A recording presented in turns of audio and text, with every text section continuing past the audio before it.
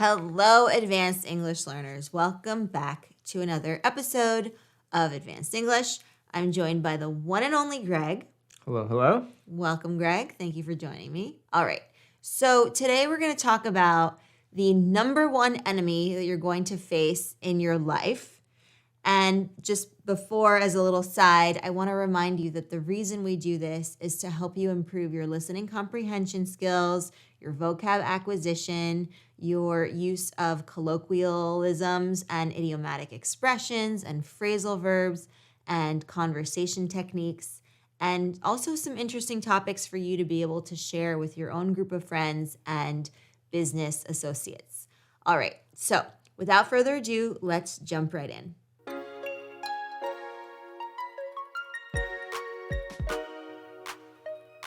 All right, Greg. So what or who is the number one enemy that we're all going to face in our lifetimes? I can think of a few different obstacles, but one that I think is worth discussing and comes up a lot is the status quo. Yes, status quo. So let's first define status quo.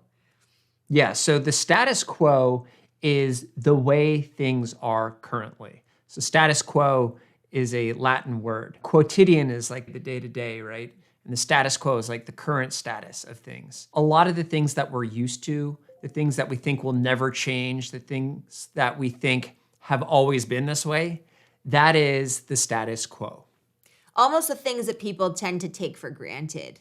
So it's just the way that things are and have always been in recent memory or forever. And a lot of times people have to fight hard to combat those feelings of anxiety when dealing with change, when dealing with disrupting the status quo or challenging the status quo. And that can be very difficult for a lot of people. Yeah, the status quo serves an important role in culture, tradition, and society, right? It's the way that the people in power maintain power. It's the way that cultures that exist peacefully maintain peace, or exist without peace maintain that sort of disruption, right? Whatever the case, it generally is there for a reason. Humans tend to trend towards status quo because we like predictability. We like to know what's going to happen so that we're not surprised, right? It just goes back to that sort of caveman mentality where the more we know about a situation, the more comfortable we feel, the less likely there is for a lion to jump out and get us, right? Or for a warring tribe to come and take us over. So the status quo is there really to protect the institutions that currently exist. And it's comforting, but it can also be suffocating. Okay, so now let's talk about that aspect of it. So why is it perceived as an enemy that we'll have to face? And why is it a problem? Yeah, and that's a great question. If it's so useful for preserving society, why would we try and disrupt it? Sometimes the way things are done are not the way you would like them done, right? There are traditions or laws, right, that some people just don't agree with and think life would be better if they were changed. And so by disrupting the status quo, people are taking agency in their ability to change the way things are. And hopefully their intent is to change things for better. So I wonder, what are your thoughts as to how to start going about changing the status quo? What are some steps someone can take to do such a thing? Yeah, so far we've been talking about big picture societal status quo, changing laws, changing institutions. Those can be really big challenges to tackle. They often require a lot of people and a lot of resources and a lot of time and luck, honestly, because oftentimes people try to change those things and fail and they get put in jail and it doesn't end well. There are other ways to challenge the status quo at a personal level. And these are ways that are much more approachable and can have a much more immediate and tangible impact on the quality of your life. 100%. So let's talk about that. Challenging the status quo within your personal life, trying to figure out ways of leveling up and not taking the same old as the be-all, end-all of your life. Yeah, one of the status quos, I can speak for myself personally. Yes. One of the status quos that I've challenged throughout my life, throughout my adult life, is this idea that we need a steady 9 to 5 job, right? You need to be employed with a big employer, the bigger the better. This idea that being an employed person is the safe, low risk route to a happy life. And for me, that's just never really resonated. I like to jump in and out of different projects. My view is I have a lot of faith in my own ability to provide for myself. I don't like the idea of a big company telling me what to do and having bosses telling me what to do. I prefer to make those decisions myself. And so for me, what I've been challenging is this idea that I have to have a traditional job. And I get pressure from my parents, from my friends, from the media that I read, right? Everyone talks about how desirable it is to get that investment banking job or that management consulting job, right? I went to business school where the purpose is you spend your entire time there trying to get these high paying jobs. And that just didn't interest me. Instead, I went for a random little startup out of business school, something that was scrappy, it didn't pay that much, and had an adventure instead. To me, that's more appealing. So it's really interesting what you say, right? We understand what the status quo is, oftentimes by the reactions of the people around us and the other noise that comes from society that we're constantly inundated with, these messages that we see in the media, on social media, in the news, from friend groups, from business associates, from family members, whatever it might be, where someone's checking in and saying, you're not aligning with society and societal expectations. Why are you flouting convention? What's wrong with you? So we get these signals from people who, for better or for worse, share their thoughts. And sometimes I think it's done with the best of intentions. Other times it might just be people's own insecurities that they're projecting onto you, for example. And that's when that internal compass really needs to show up for you. Because just imagine you are presented with a big job opportunity where it's a fancy job, a 9 to 5, we say like a cushy job, right? Good perks, good this and that. But your heart might not be in it. And instead, you've been working on a side hustle and you've made some really good strides with that. And the scary thing to do would be to say no to that 9 to 5 job and then to try to work on the project that you've had as your side hustle and to make something of that.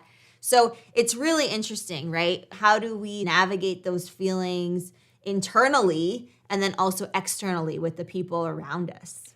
Yeah, and one of the big challenges with this as well is when to challenge the status quo, right? It doesn't always make sense. If you're just getting started in your career and you need money, maybe you have school loans to pay off, maybe you live in an expensive city, right? Whatever the case may be, you might need to suck it up and do something that is the status quo to get past that barrier or to get past that initial hump. But throughout your life, you will be presented with opportunities where you can challenge the status quo. And if you've worked hard to create a stable foundation for yourself, you can really take advantage of those opportunities and do so. What got me thinking about this recently was a great Tim Ferriss interview with the comic book designer. I'm forgetting his name right now, but one of the very famous comic book designers who worked on The Incredible Hulk and ultimately created Venom, right, which was a huge comic book graphic novel series. Super successful guy, and he was the most sought after comic book illustrator artist during the 90s, right, during the heyday of comic books, 80s and 90s. And everyone wanted him, but he was driven crazy by the industry because there were so many rules around how you could draw the different comics, what you could show, what you couldn't show, what you could say, what you couldn't say, how you could develop a storyline, all these things he had his own opinions about. And every time he tried to do something a little different, he was intercepted and they would say, no, you can't do that. Do it this way instead. And finally, he threw up his hands and said, you know what, enough. I know I have a great setup here. I know I have a great salary. Instead, I am going to rally as many people as I can to push back and say, we're going to go off and do our own thing. We're going to self-publish, which was unheard of at the time. But he ended up doing that and becoming one of the most successful comic book creators of all time. 100%. So it's really interesting here. What I'm understanding from that sort of anecdote is timing is everything, right? If this person did this right in the nascent stages, the early stages of his career, it would have a very different outcome. He wouldn't really have established himself as a comic book illustrator. He wouldn't have the people to rally to say, yeah, come on, let's do this together. He needed that experience to be able to then say, I've done what convention says. I've done the status quo. Now I'm ready to flout convention. I'm ready to transcend the status quo and challenge it. Exactly right. The status quo can help you, right? It can be a tool that you use for as long as you need it, all the while knowing in the back of the head, of your head, that you plan to challenge it at some point in some way. And actually approaching it that way is very powerful because, like I said, you can build this foundation, this really solid foundation, whether it's a foundation of money or it's a foundation of skills or knowledge or your network, right? You build up, you take advantage of the status quo to build up that foundation. And then once you have a really solid footing, you go and challenge it. I think that's the most successful way to do this.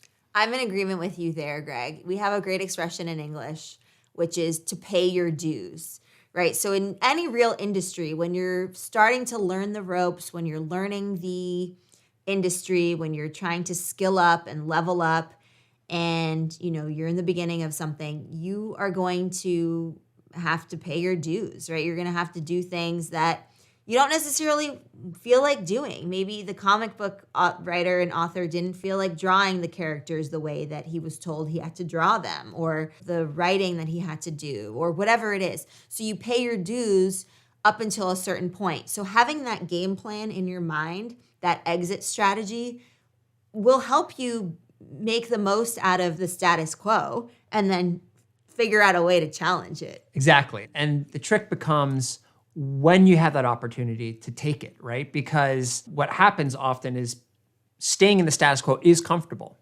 And when the opportunity finally comes to challenge it, you're like, actually, I'm really comfortable where I am. I don't really want to risk, shaking things up. I'm just going to stick to what I have here. And you can do that, but you might regret it, right? The older you get, the fewer opportunities you have to challenge the status quo. And I always like to think, on my deathbed, will I be proud of the things I accomplished? Or more importantly, it's not even so much that I accomplished, it's more so, will I be proud of the risks that I took, of the things that I attempted? I actually think the attempt is more important than the outcome. And I think the more that I challenge the status quo in a responsible way, the happier I'll be with what I've attempted at the end of the day.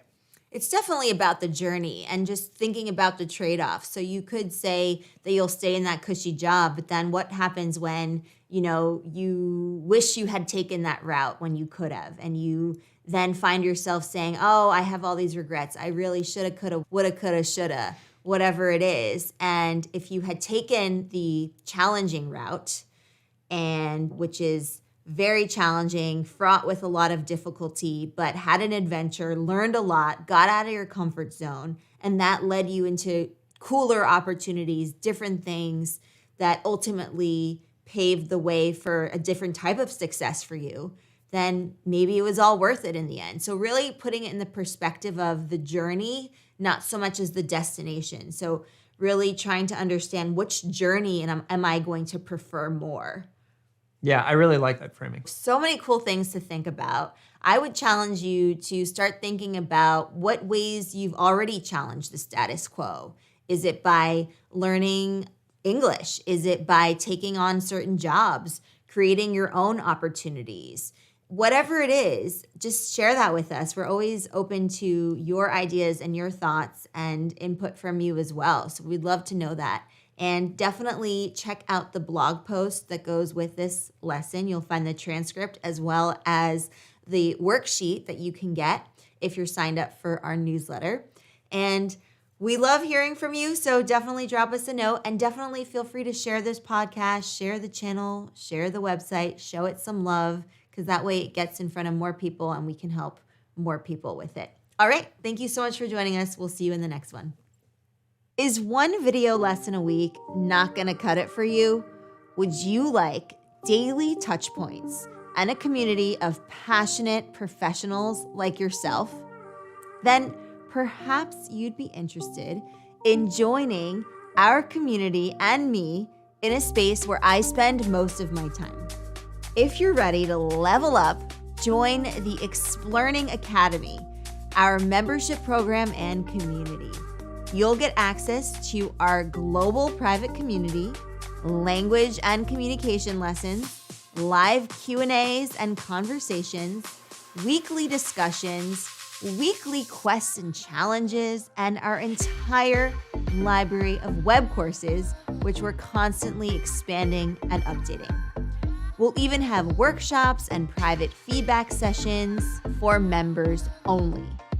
We'll be delivering exclusive content that you'll only have access to as a member. And I'll invite guest speakers from across industries to chat about their secret sauce strategies and give you an opportunity to ask them questions. You'll be able to check in with me day to day as I share daily touch points with you on our membership site. I am so excited for you to upgrade your skills and level up your learning as you join me and the community for this part of the journey. If you're interested in joining Explearning Academy, then be sure to check out the link in the description. I look forward to seeing you in my community.